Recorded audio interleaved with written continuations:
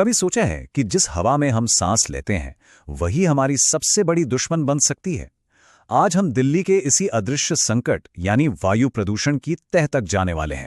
पता है, ये सिर्फ एक सवाल नहीं है, ये दिल्ली में रहने वालों के लिए एक जीती जागती हकीकत है।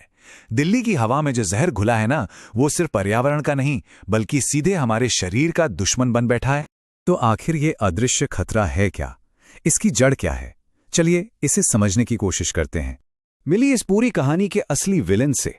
इसका नाम है PM 2.5। अब ये इतने इतने छोटे कण होते हैं कि हमारे शरीर का जो नेचुरल डिफेंस सिस्टम है ना, वो भी इन्हें रोक नहीं पाता।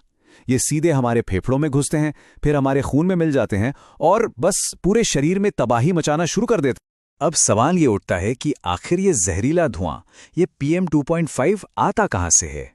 चलिए इस धुन की एक एक परत हटाकर देखते हैं। देखिए, इस समस्या के लिए किसी एक चीज पर उंगली उठाना बहुत मुश्किल है। असल में ये कई सारी वजहों का एक बड़ा ही खतरनाक कॉकटेल है जो सब मिलकर दिल्ली की हवा को जहरीला बना देता है। और ये वजहें कितनी अलग अलग हैं ये जानना बहुत जरूरी है। सड़कों पर दौड़ती गाड़ियों और फैक्ट्रियों के धुएं से लेकर हर तरफ चल रहे कंस्ट्रक्शन की धूल और पड़ोसी राज्यों में जलाई जाने वाली पराली तक, हर कोई इस जहर को बढ़ाने में अपना अपना हिस्सा डाल रहा है। और फिर आती हैं सर्दियां, जो इस समस्या को कई गुना बढ़ा देती हैं। होता क्या है कि ठंडी हवा एक कंबल की तरह पूरे शहर पर जम जाती है और सारे प्रदूषकों को अपने नीचे ही फंसा लेती है। इसे टेम्परेचर इन्वर्जन कहते हैं और यही चीज दिल्ली की सर्दियों को इतना खतरनाक बना देती है। अब आते हैं सबसे अहम सवाल पर। ये जो जहरीली हवा है, ये हमारे शरीर के साथ आखिर कर क्या रही है? इसका सबसे पहला और सीधा हमला होता है हमारे फेफड़ों पर। अस्थमा, ब्रोंकाइटिस जैसी बीमारियां बहुत आम हो जाती हैं और धीरे धीरे हमारे फेफड़े वक्त से पहले ही कमजोर पड़ने लगते हैं, बूढ़े होने लगते हैं। लेकिन मामला सिर्फ फेफड़ों तक ही नहीं रुकता। ये जहरीले कण खून में मिलकर हमारे दिल तक भी पहुंच जाते हैं और इसका नतीजा दिल के दौरे और स्ट्रोक का खतरा कई गुना बढ़ जाता है।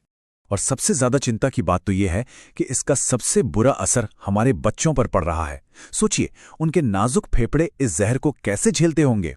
इससे उनके विकास पर एक परमानेंट असर पड़ सकता है और वो जिंदगी भर की बीमारियों का शिकार हो सकते हैं। और अब तो नई रिसर्च ये भी बताने लगी है कि ये जहरीली हवा शायद हमारे दिमाग पर भी असर डाल रही है। डिप्रेशन और एंग्जाइटी जैसी मानसिक समस्याओं के बढ़ने के पीछे भी इसका हाथ हो सकता है। तो क्या इस अंधेरे में उम्मीद की कोई किरण है भी? चलिए देखते हैं कि इस बड़े संकट से निपटने के लिए आखिर क्या कदम उठाए जा रहे हैं। सरकार ने एक नेशनल क्लीन एयर प्रोग्राम यानी NCAP शुरू किया है। इसके तहत कई लेवल पर काम हो रहा है, जैसे बेहतर फ्यूल को बढ़ावा देना, पब्लिक ट्रांसपोर्ट को बेहतर बनाना और पराली जलाने जैसी चीजों पर रोक लगाना।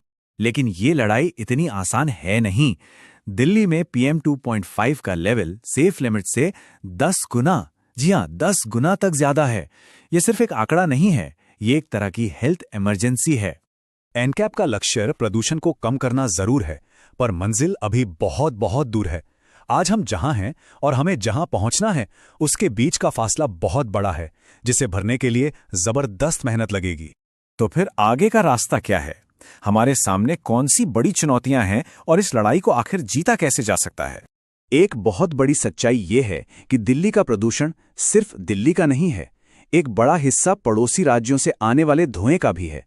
मतलब साफ है, अगर समाधान चाहिए तो सबको साथ मिलकर काम करना होगा। वैज्ञानिक आज भी इस पहेली को सुलझाने में लगे हुए हैं। हम अभी भी पूरी तरह से ये नहीं जानते कि ये सारे जहरीले तत्व मिलकर हमारे शरीर पर लंबे समय में क्या असर डालेंगे। रिसर्च अभी भी जारी है। और आखिर में ये सवाल हम सबके सामने आके खड़ा हो जाता है, जब समस्या इतनी बड़ी हो, इतनी जटिल हो, तो बदलाव की असली शुरुआत आखिर होगी कहां से? सरकार से, इंडस्ट्री से, या फिर हम सबसे? ये सवाल सिर्फ सुनने के लिए नहीं, बल्कि हम सबको मिलकर सोचने के लिए है, क्योंकि हर सांस की कीमत हम सब चुका रहे हैं।